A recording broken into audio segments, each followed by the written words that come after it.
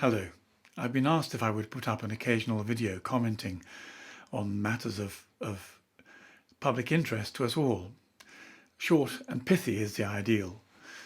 And so I thought I'd speak for a short while about the Islamic call to prayer at Blackburn Cathedral. The context, of course, is very important. It took place not in a church service, but in a concert organised by a music society, and they put on Carl Jenkins's The Armed Man, a Mass for Peace.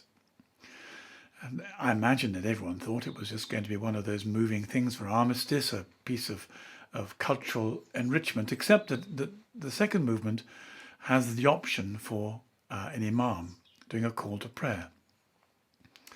Now, this Armed Man Mass is an interesting piece culturally. It's a piece of crossover music between pop and classical music, and Carl Jenkins put together a wide variety of literary sources. He went into to Hindu spirituality and Islamic spirituality, and clearly borrowed a lot from Jewish Christian stuff, and he quoted from the poets from Dryden and Rudyard Kipling, and was synchronistic in his, a lot like a magpie gathering literary jewels from other people's nests. And this is very much in the spirit of our times, where relativistically people put together an interesting palette drawn from a variety of sources.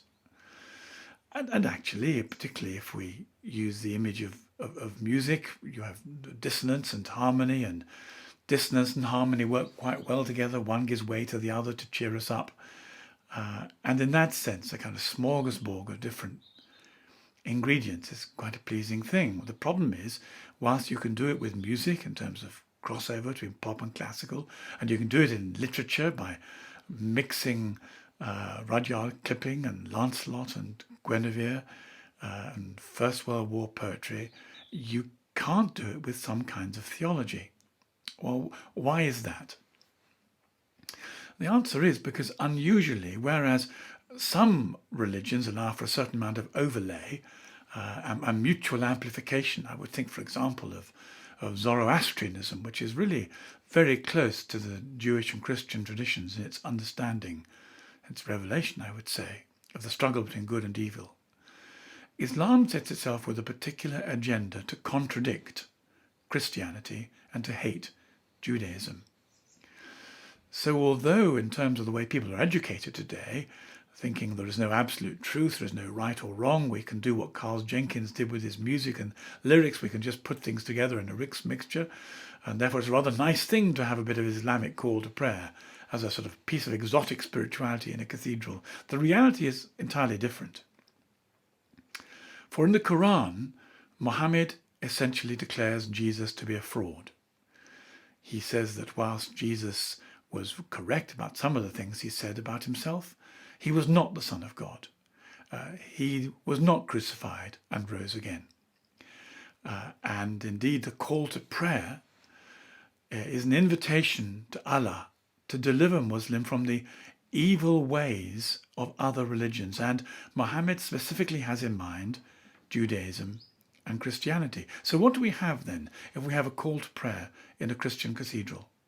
The cathedral is a place where people are invited to encounter the living God. They first of all encounter him in the transcendence of the building, which is overwhelmingly beautiful. Cathedrals are very powerful places, for they mix transcendence with immanence, this intimacy of God. And the intimacy of God is found in any representation of Jesus, either on the cross or resurrected, in stained glass or in icons, and above all, in the words of the gospel. And there we encounter a God who promises to forgive us, to love us, to have mercy upon us, and to come into our hearts, and above all to forgive us with the blood of Christ on the cross. When you import the Islamic call to prayer, you import an accusation of charlatanry. The Islamic voice says, this is fraudulent, this isn't true. There is only one God, is Allah, and only Muhammad is his proper prophet, and Muhammad declares Jesus a fraud. How can any Christian sit in the cathedral, a monument to the love of Jesus, to the authority of Jesus, to the witness of Jesus, to the apostolic encounter of the resurrected Christ, and welcome a call from a different religion which says that's all untrue. It's fraudulent. There is a contradiction there that strikes at the very heart of Christian integrity. You cannot love God and mammon, said Jesus. You cannot honour Jesus and Mohammed. One of them is going to be telling the truth and the other one is going to be telling an untruth. If you take a relativistic view of culture and of religion and of God, then none of these things matter very much. You can beg and borrow and put little bits together in a picture of your own pleasing. But Orthodox Christianity has never and can never do that. There are things we can borrow from to amplify our faith. We have a good deal in common with Plato, a good deal in common with Zoroastrianism. There are some aspects of Pacific Buddhism which we can implement and learn from, as Thomas Merton tried to do. But there are very strict limits. And those limits come into operation the moment anything diminishes from the authority, from the presence, from the truthfulness of Jesus. The Islamic call to prayer doesn't diminish it, it contradicts it. St. John said, test the spirits. Those that recognize that Jesus came in the flesh as the Son of God are from the Holy Spirit, and those that deny it are a different kind of spirit. And that's the problem for the Christian. We are in this as a battle between good and evil, a battle between heaven and hell, a battle between salvation and damnation. There is something profoundly binary about Christianity. It's certainly true that some theologians and some liberal Christians feel very uncomfortable with this. They don't want to have to make a choice.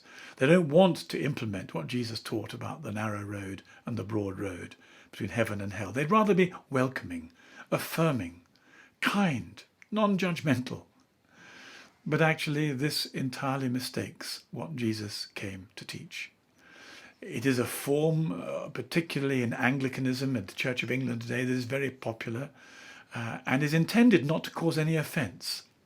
It is as if the church, frightened of causing offence, frightened of becoming a minority, frightened of losing its power and its privilege, is willing to go down the syncretistic route of putting together a series of different parts of spirituality, culled either from Islam or other religions, or culled from socialist politics, a form of political utopianism to build Jerusalem here and now, rather than to keep the faith in the vale of tears and to wait for heaven.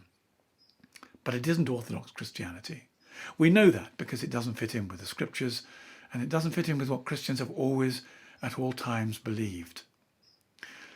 So it is right to protest against those who carelessly or willfully try and impose Islam on Christian holy places or holy liturgies. In this case, the poor dean was caught. It's not entirely his fault. He made a mistake. He only heard about it shortly before the performance. And then he was faced with a very serious dilemma. Did he follow the courage of his convictions, for he does believe in Jesus, and say to the musicians and to the imam who'd been recruited by an interfaith organisation to do his call to prayer, did he say to them, I'm sorry, you can't do that here. I've just discovered it. I'm really sorry. It is offensive to us.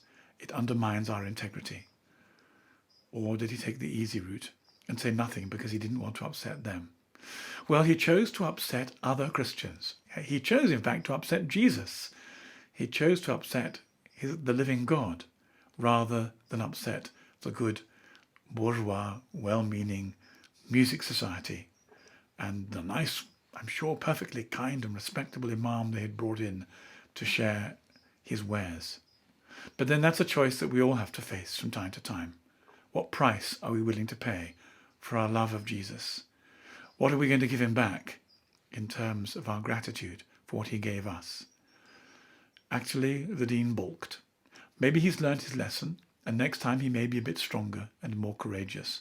But for the rest of us, this nonetheless comes as a warning to us of the dangers of bringing in to are sacred places, spiritual forces, energies, or representatives that deny them, and bringing not so much something that amplifies and enriches them as something that simply contradicts them.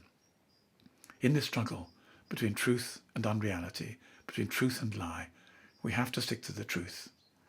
In the struggle between Jesus and the ruler of the world secular culture is set against him, as well as the spiritual entities that lie behind them, we have to stick with Jesus. It requires courage in paying a price, but it also requires clarity of thought and determination. And we need to bring that to bear to every situation as we encounter it.